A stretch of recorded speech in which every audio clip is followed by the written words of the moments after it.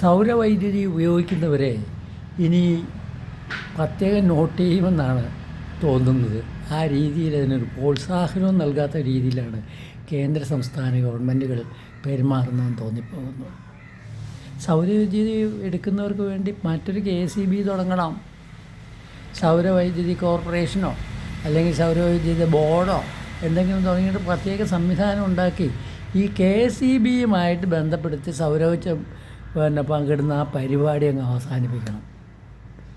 എന്നിട്ട് സൗരോർജ്ജ വൈദ്യുതി ഉപയോഗിക്കുന്ന ആളുകളുണ്ടല്ലോ, അവരെ അതിൻ്റെ അകത്ത് രജിസ്റ്റർ ചെയ്ത് അവർക്ക് കൂടുതൽ പ്രോത്സാഹനം കൊടുക്കത്തക്ക രീതിയിലുള്ളൊരു പ്രവർത്തനമാണ് വേണ്ടത്.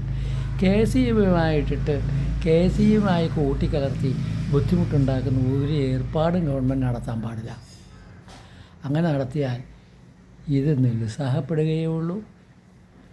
അങ്ങനെ വന്നാൽ അത് ഗവൺമെൻറ്റിനും ജനങ്ങൾക്കും വമ്പിച്ച നഷ്ടമായിരിക്കും ഉണ്ടാക്കുക.